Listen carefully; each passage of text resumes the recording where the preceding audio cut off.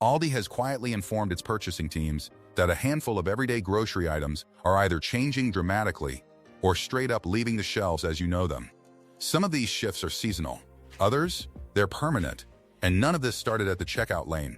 This whole thing kicked off months ago in supply chain offices and corporate purchasing departments, where orders got trimmed, shelf allocations got slashed, and someone somewhere printed the last price tag a product would ever wear.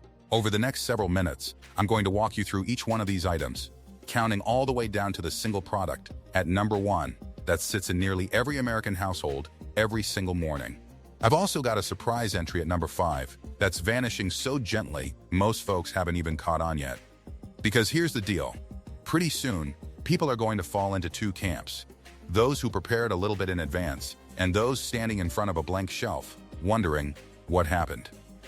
Let's make sure you're in the first group, yeah? Let's get into it. Number 10. Butter and dairy fats. Let me paint a quick picture for you. You're at the store, you swing by the dairy cooler, and you reach for butter like you always do. Except the price tag makes you pause. Was it always this much? No, it was not. Butter prices have been on a wild ride, and the underlying reasons are structural, not temporary. Dairy herds across the country have been shrinking as feed costs rose and smaller dairy operations closed down. At the same time, consumer demand for butter specifically has been climbing as people moved away from margarine and back toward real, traditional cooking fats. So you've got less supply meeting more demand. And the math only goes one direction from there. Add in the fact that cream, the raw material for butter, competes with demand for cheese, ice cream, and other dairy products. And you've got a genuine squeeze happening. The imported butter that might have filled the gap? It faces its own set of tariffs and trade complications, particularly product coming from Europe, where dairy subsidies and trade rules create a complicated dance at the border. If you bake, if you cook with real butter, if it's something your family goes through regularly, watching for sales and tucking a few extra boxes in the freezer is a move that pays for itself. Butter freezes beautifully for months, and the price you pay today is almost certainly going to look like a bargain compared to where things are headed over the next year. Number 9. Canned vegetables. Okay, now we're into the original lineup, and I want to start with one that genuinely caught me off guard. Canned vegetables. Canned corn, canned green beans, canned peas. Those humble little cylinders that have occupied the bottom shelf of every grocery store in America for as long as any of us can remember. Your first instinct is probably the same as mine was. Those things are indestructible. They'll be around forever. They're the cockroaches of the grocery world, right? Except, here's what I completely overlooked, and once you see it, you can't unsee it. The issue was never really about what's inside the can. The issue is the can itself. That thin coated steel shell that every single one of those products lives in is manufactured from something called tin plate, and the United States has dramatically reduced its domestic production of that material. A decade back, America was producing well over 60% of its own tin plate. Today, that number has cratered to less than 20%, with the vast majority now shipped in from overseas manufacturers. So when steel tariffs started climbing in the direction of 50%, it wasn't the corn or the beans getting more expensive, it was the container they come in. Federal price data from early 2026 showed canned fruits and vegetables running nearly 6% higher than the previous year, while the broader grocery category was only up around 2%. Trade organizations representing can manufacturers went public with warnings that their production costs could spike another 12% or more if those tariff levels hold. Now close your eyes for a second and think about that bottom shelf in your store. That wall of yellow and green labels packed 6 cans deep. Always there, always cheap, always taken for granted. Now imagine it thinned out to a single row. The price sticker swapped out twice, and then one random weekday morning. Just an empty rail where your go-to brand used to live. What makes this particular one sting in a sneaky way is that nobody ever plans around canned vegetables. You notice when coffee gets pricier. You definitely notice when meat costs more. But canned veggies? They're the invisible safety net of your pantry. They're what you grab on a lazy Wednesday when nobody feels like going all out on dinner. You don't think about them until the one evening you actually need them, and the shelf is bare. One woman named Carol up in Ohio shared with her local newspaper that she'd always kept about a dozen cans of corn and green beans stocked up for when her grandkids visited. This past spring, she went to restock and found a sign limiting purchases to 4 cans per customer. The following week, the brand she'd been loyal to for years wasn't just sold out. it had been discontinued entirely. So here's the bottom line on this one. That can that stayed comfortably under $1 for an entire generation has already crossed the $1.30 mark in plenty of locations. And if tariffs stay on their current trajectory, analysts are projecting yet another double-digit increase right behind it. This isn't one to lose sleep over, but it is one to quietly toss a few extras of into your cart on a normal shopping run while they're still just sitting there on the shelf waiting for you. Number 8. Canned tuna. Have you glanced at the canned tuna section lately and gotten the feeling that something's off? Maybe the cans seem a touch smaller than they used to, or the price is a bit higher than you remember, or both at the same time. You're not making that up, and there's a very specific deadline approaching that's about to make it noticeably worse. Here's the backstory. The majority of light tuna packed into those familiar little cans doesn't originate from American fishing waters. A massive share of it gets processed and packed in Thailand before making the journey here, and for a limited window of time, it was entering the country under a temporary tariff reduction that brought the duty down from 36% to roughly 10%. That temporary break was never designed to be permanent, under the specific trade provision it was granted through. It's scheduled to expire around July 24, 2026, which from where we're sitting right this moment is only weeks away. When that window closes, the cost of every single one of those imported cans doesn't gradually drift upward. It jumps, all at once. And the pressure isn't limited to tuna alone. Canned shrimp is caught in a similar squeeze, with anti-dumping duties stacked on suppliers from India, Vietnam, and Thailand, stretching through 2025 and deep into 2026. So take a mental walk down the canned protein section of your store. The tuna area is typically this solid wall of blue and silver, packed 20 cans across, always reliably full. Now fast forward a couple of months in your mind and picture it looking patchy, uneven. The cheapest options completely gone, and the remaining brands wearing freshly printed stickers that make you do a quiet double take. Here's the emotional layer on this one that's worth calling out. Canned tuna is what people quietly fall back on when the budget gets tight. It's the dollar lunch. It's the protein source you can always count on. So when its price jumps, the impact lands hardest on the people who have the least financial cushion to absorb it. A retired teacher named Frank down in Arizona shared that he used to purchase tuna by the case for the food pantry his church operates. The case that cost him around $12 a couple of years ago now runs closer to $18. And the pantry has had to start quietly rationing it among families who depend on it. And that's the particularly painful part. When something like canned tuna gets more expensive, there isn't a cheaper alternative to trade down to. It was already the budget option. So the increase doesn't get cushioned somewhere further up the price ladder. It lands directly on the folks who are already stretching every dollar as far as it'll go. The trajectory is pretty clear, and it's already in motion.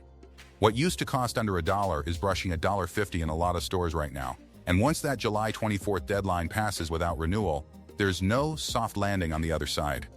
If tuna is a regular part of your household's meals, the wisest thing you can do is fold a few extra cans into your next couple of shopping trips, well before that date arrives. Quick pause. If you're still with me, seriously, hit that subscribe button and the little bell next to it. I put out videos like this regularly to help you stay ahead of exactly this kind of stuff. A like and a comment go a really long way in making sure the algorithm puts this in front of people who need to see it. Okay, onward. Number 7. Orange juice. Let me set a scene for you. Imagine a Florida orange grove right at sunrise. For the better part of a century, that picture was basically synonymous with the American breakfast. Mile after mile of trees heavy with bright fruit, feeding a seemingly endless river of juice into every refrigerator across the nation. Now swap that postcard image for reality. Those same groves today are thinned out dramatically, half the trees removed, and the ones still standing are visibly struggling. That's not an exaggeration or a mood. That's the actual state of the harvest. Florida's orange production for the 2025-2026 growing season landed at a record low of approximately 12 million boxes. To put that into perspective, that actually registers. That's the smallest Florida orange harvest since 1930. Not since the 80s. Not since the 60s. Since before World War II. A devastating tree disease, a string of powerful hurricanes, and entire groves being bulldozed and sold off for residential development have all stacked on top of each other to create a collapse that no single strong season can reverse. Because a productive orange tree takes years to grow. You can't just plant one in January and pour juice from it by summer. Think about the juice section of your grocery store, that bright, glowing wall of cartons that has been a fixture for your entire life. Now picture the spot where the premium not-from-concentrate option used to be stocked 3 brands deep, reduced to just one lonely carton. Notice that the container itself has quietly shrunk from 59 ounces down to 52, while the price tag went the opposite direction. And the label that used to proudly say Pure Florida now reads as a blend, stretched with juice sourced from Brazil and Mexico. This one tends to hit people in a surprisingly personal place. Orange juice isn't just a beverage, it carries memories. It's the small glass next to the breakfast plate on a slow Sunday morning. It's the thing you poured for your children because it felt like an act of love and care. A grandmother named Rosa over in Texas mentioned that the real, pure orange juice her family always enjoyed has practically doubled in price at her local store. And she started adding water to it just to stretch the carton through the whole week. That's a small detail, but it says everything. And here's the part that most people haven't fully grasped about how deep this goes. The disease devastating these groves, it's called citrus greening, has no known cure. Once it infects a tree, that tree is done.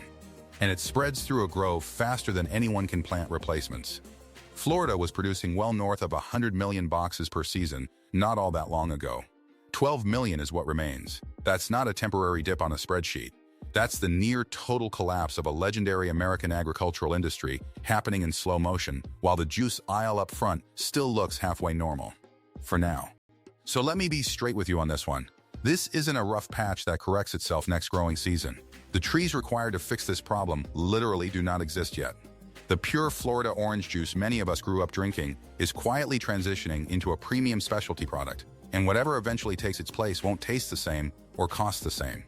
If orange juice matters to your mornings, understanding that now rather than later gives you the chance to adjust on your own terms. Number 6. Chocolate and candy. Here's a statement that sounds absolutely ridiculous until you look at the numbers. That chocolate bar sitting by the cash register is quietly becoming a luxury purchase. I know. Chocolate has been the ultimate cheap little indulgence sitting by the checkout forever. The thing you toss into the cart on impulse without a second thought. But the economics underneath it have fractured in a way that isn't reversing anytime soon.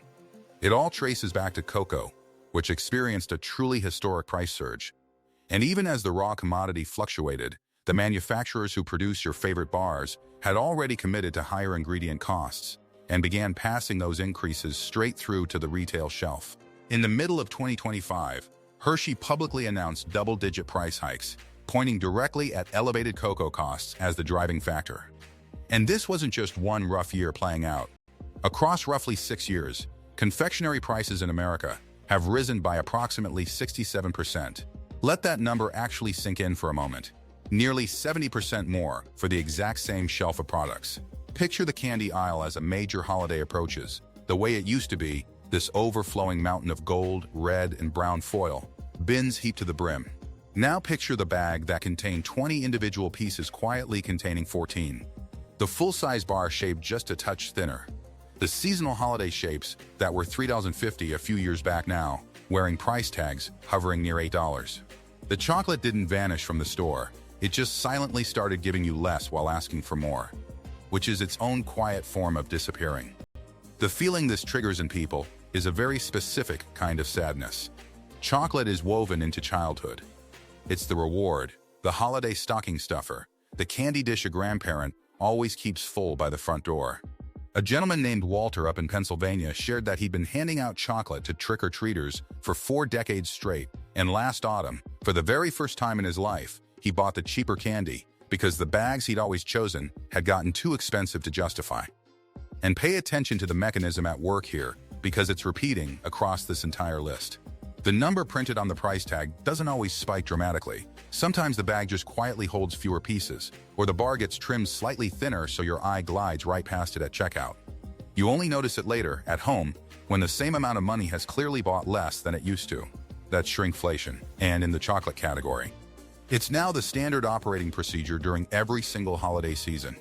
The trajectory is pretty straightforward. The chocolate you remember, at the size you remember, at the price you remember, is already in the rearview mirror. and the trend is only moving in one direction. If there's a specific candy or treat your family looks forward to during the holidays, the version you're familiar with is quietly being phased out, and purchasing it a bit ahead of time is no longer being overly cautious. It's just being smart.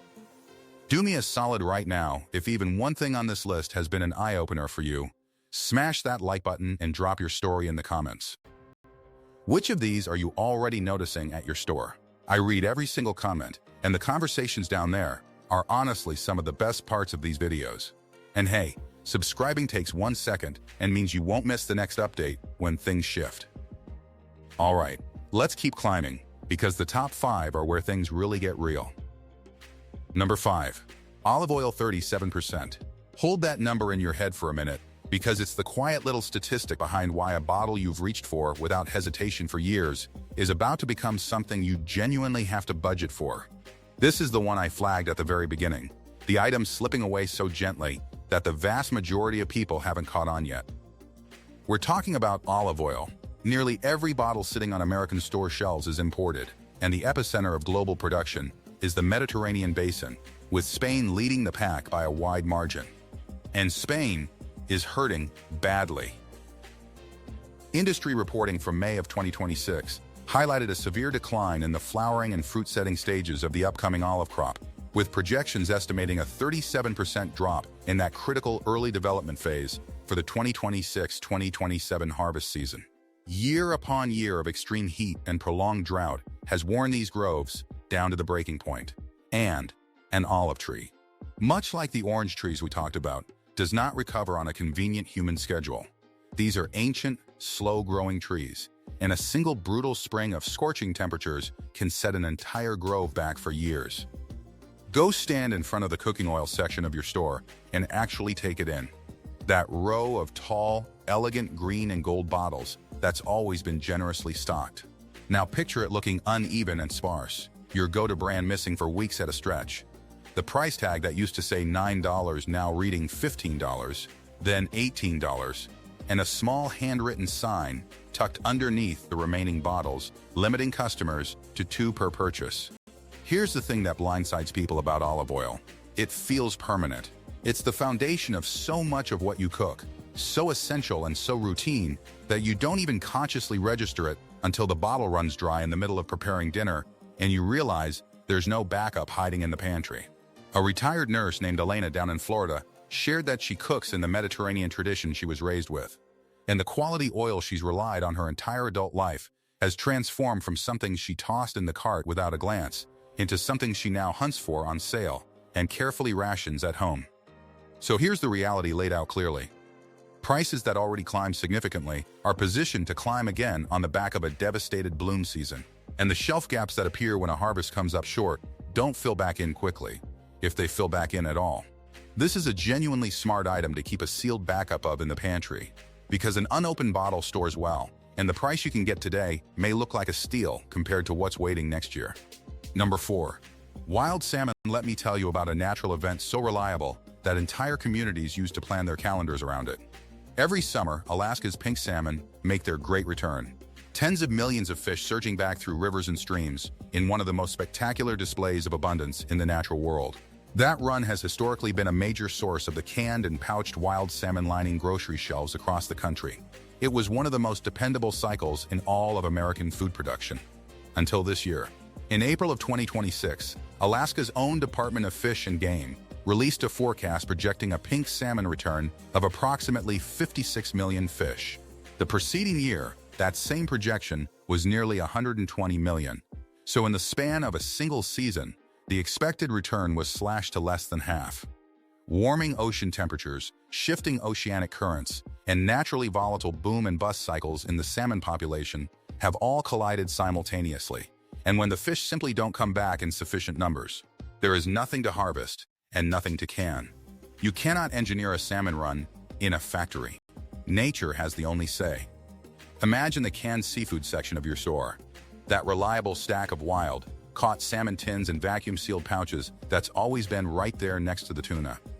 Now picture it within the coming year, the wild salmon compressed to a thin, sad little row.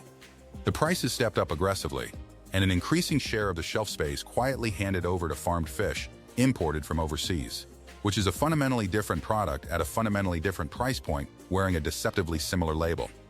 What catches people off guard with this one is the emotional weight it carries. For a lot of families, wild salmon represented the accessible, healthy choice, the protein the doctor encouraged you to eat more of, the good stuff you could still afford without feeling guilty. A retired commercial fisherman named Gary, up in Washington State, said he's observed these runs his entire life and has never seen the retail shelves respond this way. The wild salmon he used to buy casually and without hesitation has become a once-a-month indulgence in his own household. And it's critical to understand why a single week run sends shockwaves so far into the future. The pink salmon that return this summer are the ones that fill next year's cans and pouches. So a poor season now doesn't just create a temporary gap on today's shelf, it generates a shortage that echoes a full 12 months down the line into the very product you'll reach for long after the headlines have moved on and everyone else has forgotten the cause. Here's where this settles. A diminished run means a diminished shelf. And diminished shelves mean prices that jump upward and stay elevated until the fish populations recover on their own timeline, which is entirely beyond human control. If wild-caught salmon is part of how you feed your family well, setting a few tins aside now is simply practical, because the affordable version of this product is thinning out in real time. Number 3. Tomatoes. Think back to the last time you cooked anything involving tomatoes. Spaghetti sauce simmering on the stove, a big pot of chili on a cold evening, a simple fresh sandwich in the summer heat. Now consider where most of those tomatoes actually originated, because the answer is about to reshape your grocery receipt in a way you can physically feel. An enormous share of the fresh tomatoes consumed by Americans, along with a significant portion of what ends up in canned and jarred products, travels northward from Mexico. For decades, a trade agreement between the two countries kept that supply flowing at consistent, affordable prices. Then on July 14, 2025, the United States terminated that agreement and imposed a duty of approximately 17.09% on Mexican tomatoes entering the country. 17%.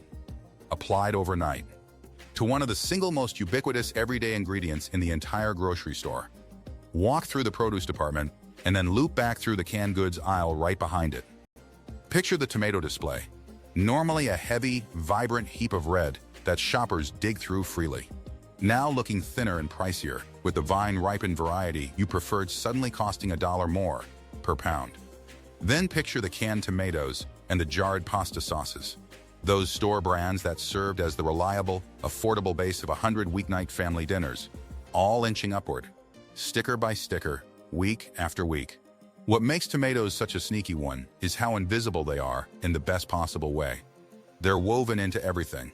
They're the quiet structural foundation underneath so many meals you prepare from memory, without ever consulting a recipe. So when tomatoes get more expensive, they don't rise in isolation. They pull the entire cost of dinner upward with them.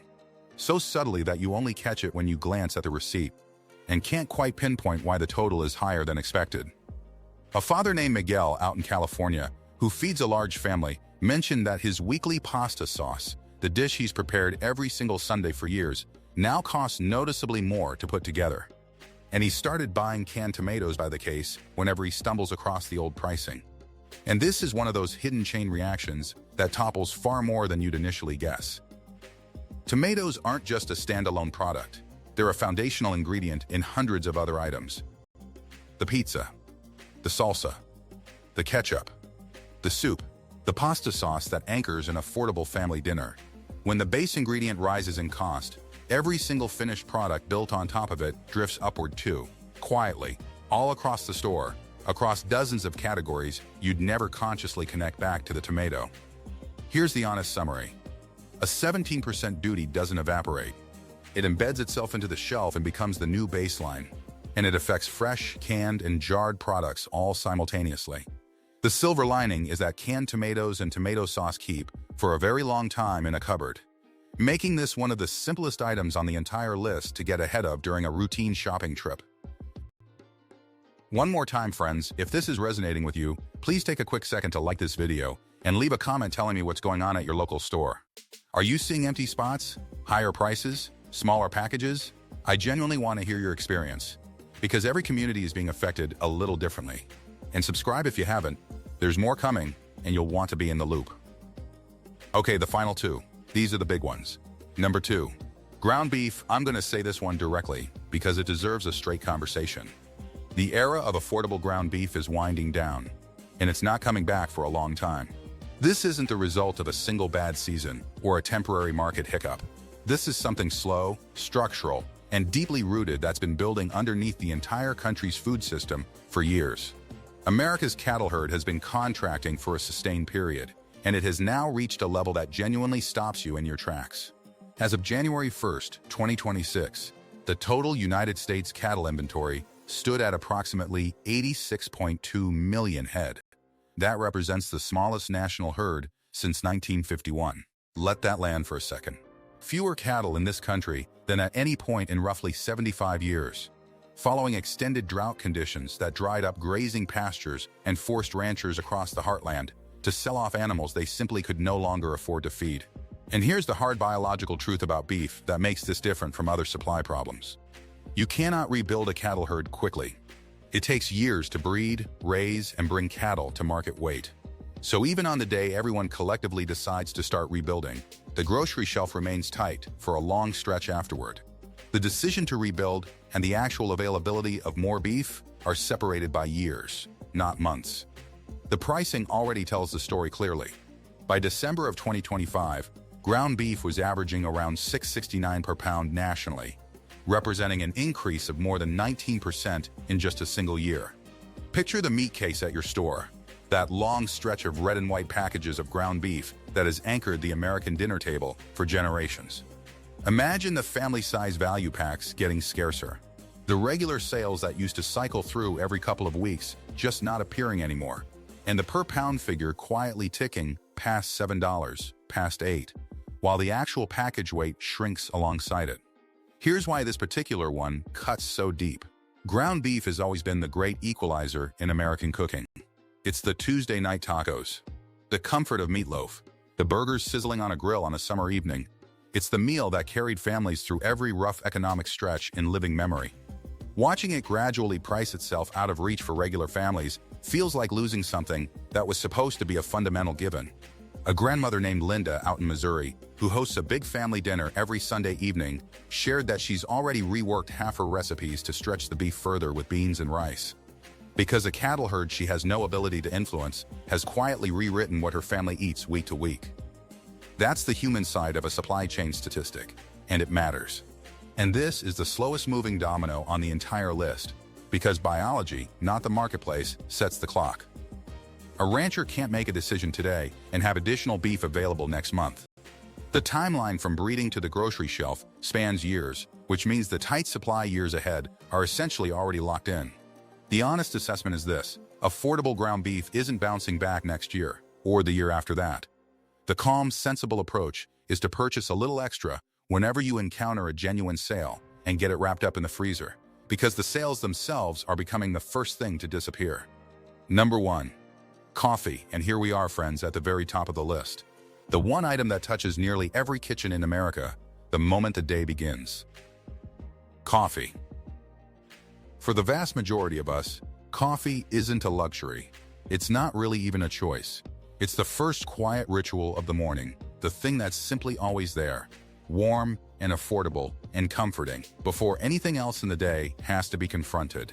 And that is precisely why this one matters more than all the others, because it's the disappearance you're going to feel every single day, 365 days a year. Here's what's unfolded. The nations responsible for growing the world's coffee supply, Brazil chief among them, have endured devastating drought conditions and extreme heat events that wrecked harvest after harvest in succession. The wholesale price of raw coffee beans exploded in response. By February of 2025, wholesale coffee reached a record of approximately $3.54 per pound, and at the retail level, coffee prices on store shelves had surged roughly 41% in a single year. 41%. On the one product millions upon millions of people flat out refused to give up. And a coffee tree, just like every other tree and biological system on this list, does not care about your schedule or your budget. Recovery requires years of favorable weather conditions, and the weather has decidedly not been cooperating. Picture the coffee aisle of your store, that deep, rich brown wall of cans and bags and pods that's felt endless and abundant your entire life. Now picture the large canister you always bought, quietly shrinking, from 30 ounces to 26, then down to 24, while the price slides from under $8 toward 12, and right on past it. Picture the store brand you counted on being sold out more weeks than it's available, and a small sign appearing beneath the remaining stock, limiting how many you can purchase. Here's the psychological dimension that makes coffee unique on this list. Coffee is the absolute last small comfort that people surrender. Households will cut back on nearly everything else: entertainment, dining out, clothing, treats, before they'll give up that first warm cup in the morning. Which means that as the price climbs, most families simply absorb the financial hit silently, rather than abandon the ritual. That dynamic is what makes it such a perfect quiet squeeze. Demand barely budges even as costs soar.